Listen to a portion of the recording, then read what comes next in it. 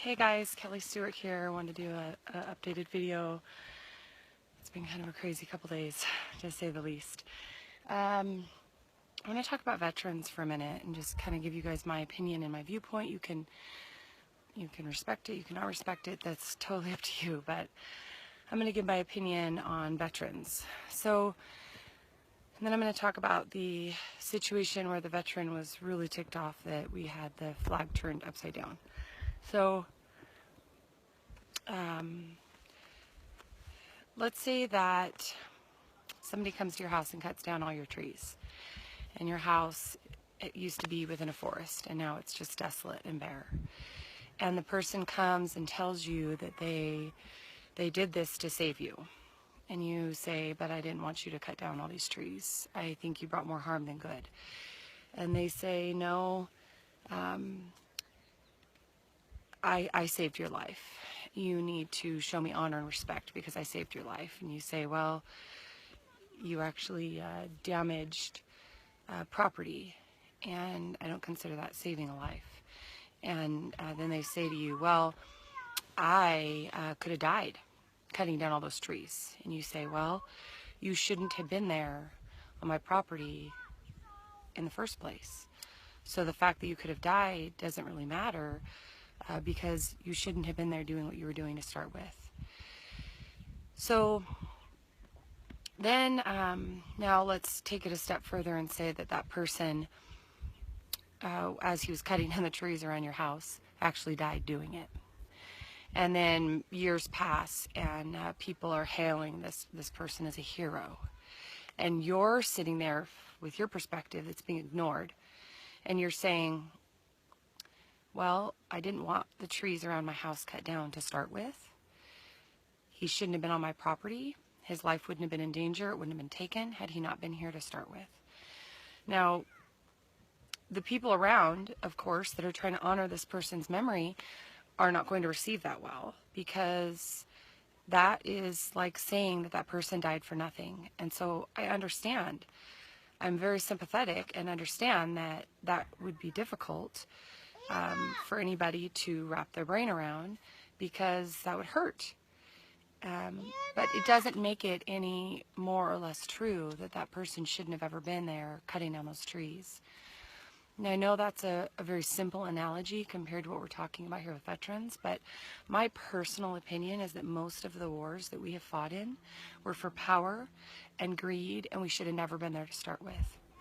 And so, while I understand that they're taking orders, at some point we have to go back to personal responsibility and say, even if somebody gave orders to do that, it doesn't mean that that person didn't have some form of responsibility to make sure what they were doing was justified before they did it, and that it was right before they did it, and that the person was really in danger before they did it.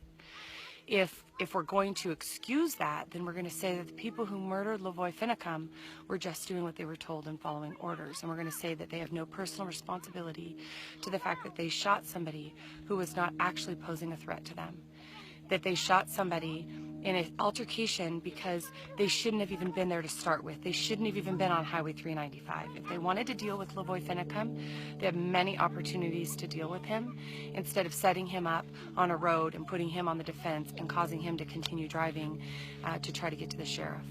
So I'm finding a lot of hypocrisy in this community where we want to say that the people who shot Lavoy Finicum should be held accountable and responsible, and we want their names. And then in the same token, we're saying that a veteran is not responsible for his actions because he was just doing what he was told. If a veteran fought and believed in his heart that he was fighting for freedom, but he was actually fighting a war over greed and power and money,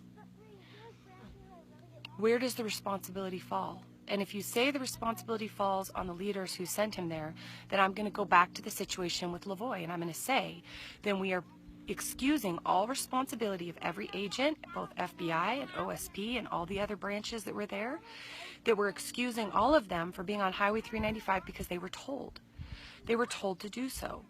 So if to anybody who tells me that a veteran is in the right for killing people and going into land that our founding fathers told us to stay out of, then you are also justifying the men who shot and killed Lavoy Finicum.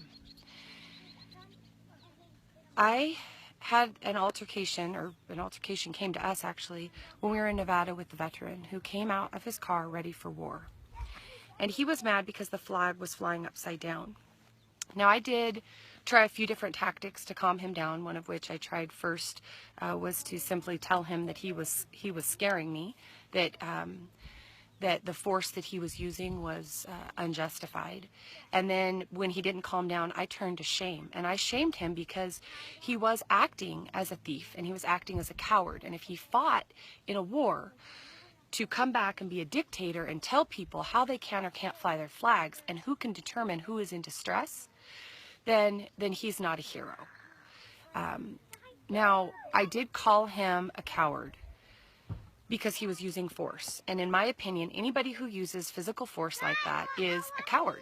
He didn't come up and use words and try to talk with us. He came up, he put his dirty hands around that flag like it was just an old piece of, I don't know, cloth that he used to mop up the floor with.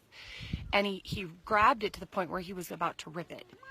And he tried to tell us that he wanted that flag honored. But I would tell him, if he wants that flag turned the other way, why isn't he outside of the jails protesting? Why isn't he demanding that the actions that are being done against the American people are corrected so that we can turn the flag the right side up?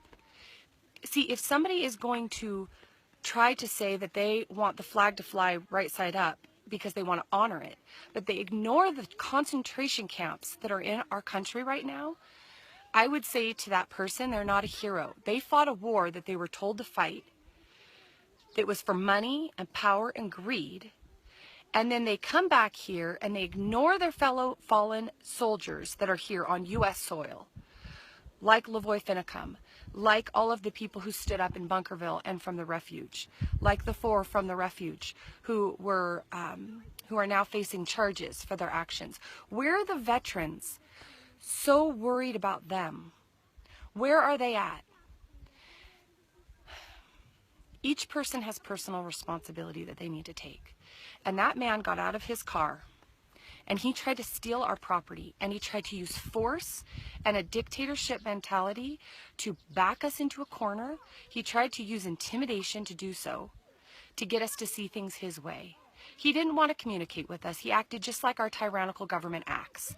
When you don't agree with them, they move in with force and they beat you into submission. How can we honor that? Is that what our founding fathers fought and died for? So that anybody who disagrees with the government or with a veteran, force will be used on them and intimidation will be used on them? That's what they did. That's what our government has done to the Hammonds. Force, first intimidation and then force and then incarceration. Why are the prisons not surrounded by veterans who are so proud of their flag that as soon as they realize that concentration camps have been set up in the U.S., that human warehousing is going on their soil, where are they shaking with rage and anger? Where are they? Did I need to call that man a coward and a thief? I don't know. We all deal with things differently in different circumstances. I've been in Nevada for nearly a month, okay? In that time, I've been home one day.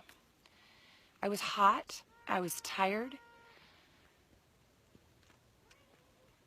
And I truly thought that he was going to bring physical harm to us. And in my viewpoint at that time, he was being a thief and he was being a coward. And so all of you who watch that video and say he shouldn't have been called names, I want to ask you this. Was he behaving like a thief and a coward? Does a hero fight for a flag, or does he fight for freedom and liberty and justice for all? I can't imagine Lavoy Finicum using force on me if my flag was turned upside down. And I know that man fought for liberty and justice for all. And that is why on Memorial Day, I personally honor the veterans who fought for liberty and justice for all, who truly fought for liberty and justice for all. And if that offends you, then maybe you're not really very awake as to what's going on in our nation. Maybe you don't really care about the hostages and political prisoners across this country.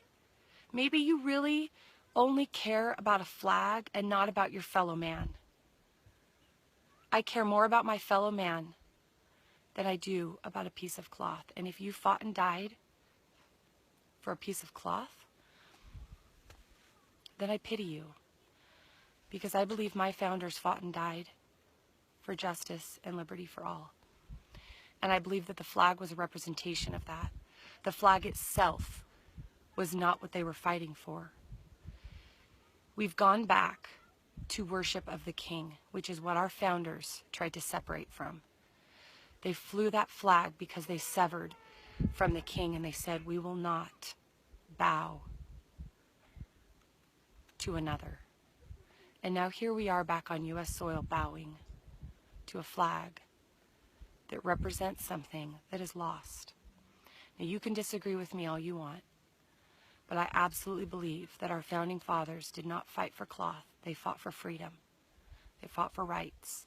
They believed that all men were created equal and endowed by their Creator with unalienable rights. What is an unalienable right? It's a right that can't be taken away. It's a God-given right from our Maker to us. They fought. They wrote the Bill of Rights. They wanted to make sure that never again would a tyrannical government rule as long as the people continued focusing on justice and liberty for all, and didn't worship a king, and didn't worship a ring, and didn't worship a throne, and didn't worship a flag. They fought for their brother. So to those who died at war, my question is this: should you have been there to start with? To those who say they put their life on the line on January 26, 2016 on Highway 395, and that they were intimidated and threatened by Lavoy Finicum, my question is this: should you have been there to start with? I'm going to stand for the heroes. I'm going to stand for the people who fight for justice and liberty for all. And I'm never going to stand for a thug on the street who wants to grab my property and rip it out of our hands and dictate us into his nationalistic viewpoint. I'm not going to fight for that, and I'm not going to stand for that. Now, if I was confronted with that man again right now, and he was calm, we would have had a totally different conversation. But that guy was jacked up, and he was looking for a fight, and he was looking for people who would worship the king. And he wasn't going to find those people out on that corner with me that day. Because I will not bow my knee to a flag. I will not bow my knee to any throne other than the one that God sits on. And if you want to judge me for that, that's your choice. That's your right. But I'm not going to apologize for standing up for all men and women in this nation who are being abused. I'm not going to apologize that my flag is turned upside down, because U.S. code, flag code, states that the flag is never to be turned upside down unless we are in distress. And you can't determine if I'm in distress. I'm in distress because my fellow man is locked away in concentration camps in this country. Where are the veterans to care about them? How many veterans yell out the window, turn the flag the right way? I fought for that, but could care less the people are being abused on U.S. soil, that they swore they would protect those people from enemies, domestic or foreign. They have forgotten that oath, and they are more worried about the direction of a flag than they are about the abuses of mankind. I'm going to stand, and I'm going to stand tall. And I'm going to stand for justice and liberty for all. And I'm going to stand for the rights of people's life, their liberty, and their property.